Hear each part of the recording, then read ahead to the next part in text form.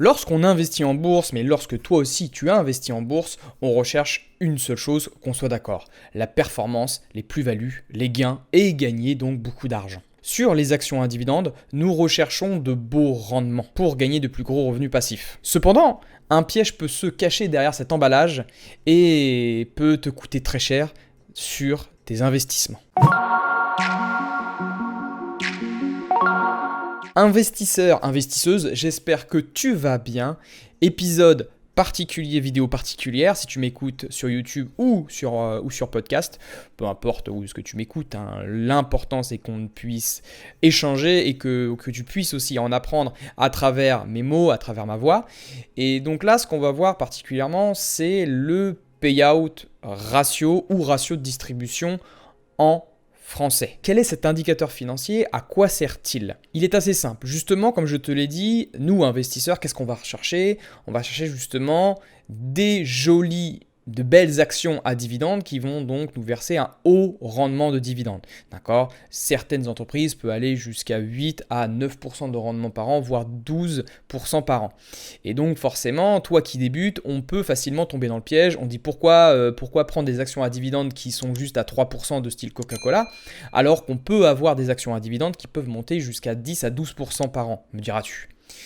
Et bah, c'est assez simple. Je vais justement prendre cet indicateur financier qui est essentiel, je pèse mes mots, mais qui est vraiment indispensable pour choisir correctement ces actions à dividendes et ne pas tomber dans un piège grossier qu'on va voir justement ensemble. Le payout ratio, c'est mon régulateur de vitesse. Imaginons un régulateur de vitesse, d'accord, tu es sur l'autoroute, on ne va pas dépasser, on ne va pas aller chercher plus loin par peur d'avoir un accident.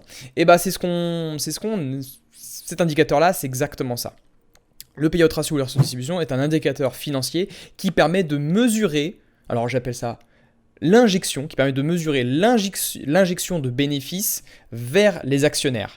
Il faut savoir que pour ceux comme nous, d'accord, qui cherchons des actions à dividendes, on veut donc un beau rendement et donc des actions qui vont nous verser des dividendes chaque mois. Jusqu'à là, tu es d'accord avec moi.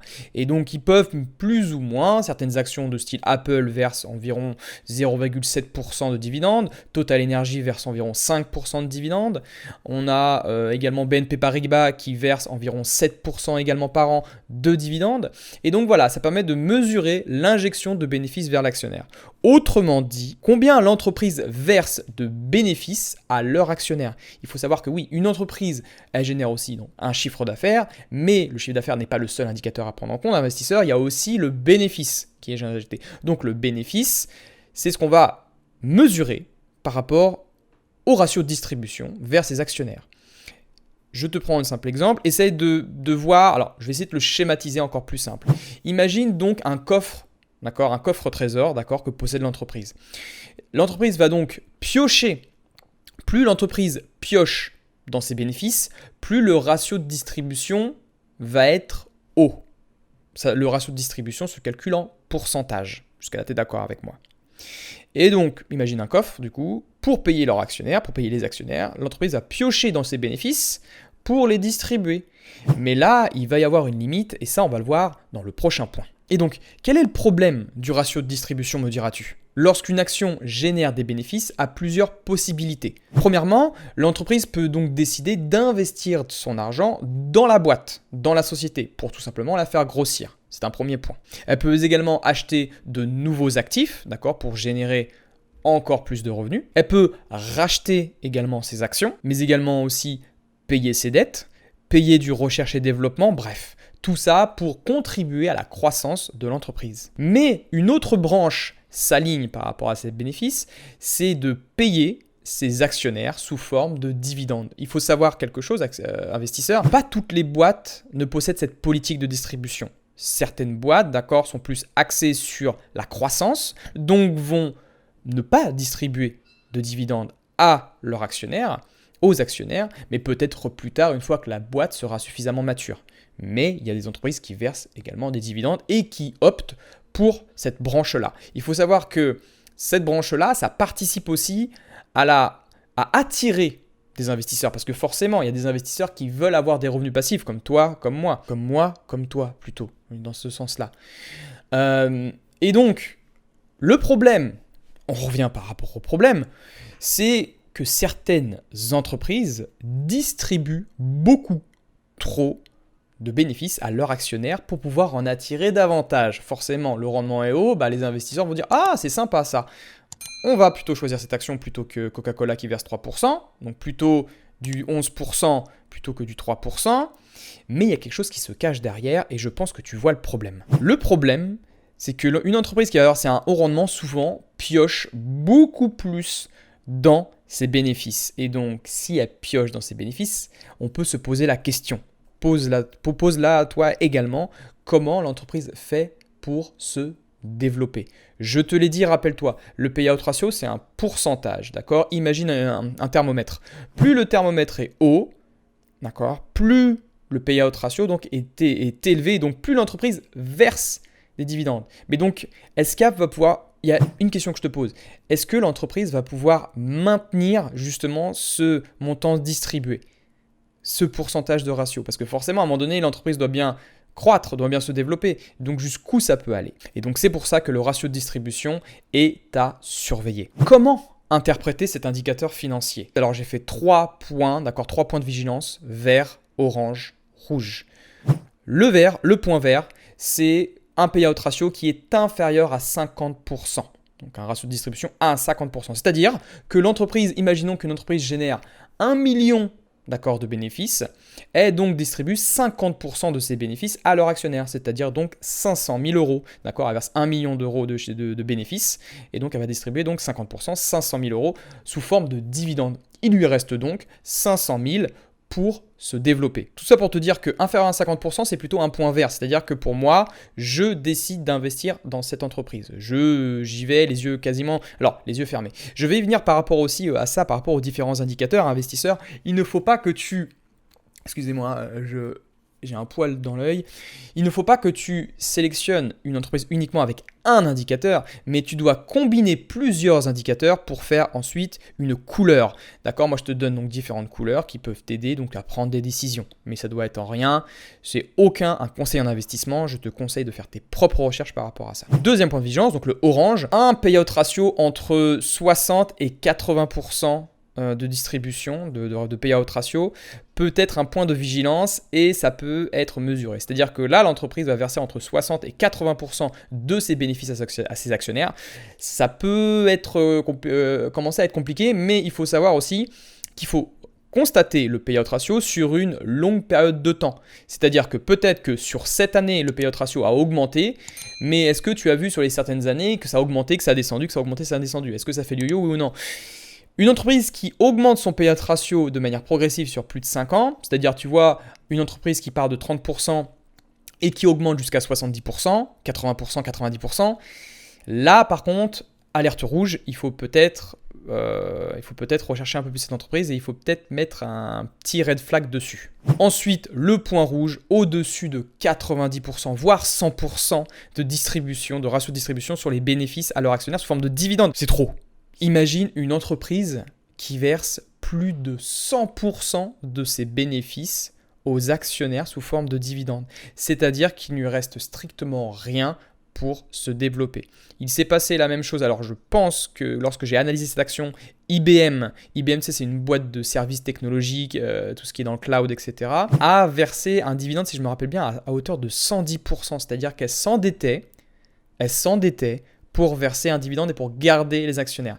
Et donc là, on peut se poser la question, est-ce qu'elle va parvenir justement à maintenir ce dividende, c'est la pérennité du dividende? Parce que oui, il faut savoir aussi que par rapport à la pérennité du dividende, ça peut être fatal, forcément. Enfin, si l'entreprise s'endette de plus en plus pour verser un dividende, jusqu'à combien de temps elle va pouvoir maintenir ton versement à toi? Parce que sachant que notre stratégie à dividende, je te le rappelle, elle doit construire notre future retraite, notre patrimoine sur le long terme. Et donc, il faut être vigilant par rapport à ça. Petit disclaimer également par rapport aux indicateurs que je te mets, il ne faut jamais isoler les indicateurs. C'est-à-dire que le payout ratio ne doit pas être un indicateur isolé, d'accord? Il doit être interprété avec d'autres indicateurs, du style le PER, les bénéfices nets, le chiffre d'affaires, la marge nette, la marge brute, enfin bref. Plein d'indicateurs qui est aussi également important à analyser du côté, voilà, il ne faut pas être centré uniquement sur le payout ratio, il faut voir aussi les possibilités autres de l'entreprise. Je vais reprendre avec toi donc plusieurs actions à dividendes que j'ai mis sur mon post Instagram. Si tu n'es pas abonné à mon compte Instagram, fonce très vite t'abonner et ça sera avec grand plaisir que je discuterai avec toi dans les commentaires de certains posts. Sur ce post, donc, je te montre 6 actions à dividendes avec un haut rendement. Nous allons les voir tout de suite. Alors, la première action à un dividende, tu t'en doutes bien, c'est Coface. Donc là, on est dans une étude de cas, si tu veux, avec ce post Instagram, c'est Coface. Coface, donc à un prix à 10,42. Alors, il faut savoir, je refais machine arrière, ce post a été fait donc à la date du mardi 27 juin. D'accord, mardi 27? Non, je me suis trompé. Mardi 28 juin, investisseur. Donc peut-être que ça changera en fonction à la date, à l'heure ou selon l'heure, la date à laquelle tu m'écoutes. Coface, un prix de 10,42 avec un pourcentage, avec un rendement du dividende à 14,71%. C'est énorme. Là, on est vraiment sur du très très haut payout ratio. Et donc là, on peut le constater. Regarde le payout ratio. J'ai mis un petit disclaimer. Le payout ratio est évalué à 96%. Deuxième action à dividende à haut rendement, Nexity. Nexity, c'est un prix donc de 25,52 avec donc un rendement du dividende de 10,54%, soit un payout ratio qui est à 34%. Va voir sur les sites d'analyse, tu verras, c'est impressionnant. Mais en tout cas, d'après ce que j'ai vu sur... Alors, les sites d'analyse, j'utilise investing.com, mais là, c'est particulièrement impressionnant. Eutelsat Communication, on est à 8,39 de rendement sur dividende. Là, par contre, on peut constater, comme tu peux le voir, 8,39% de rendement.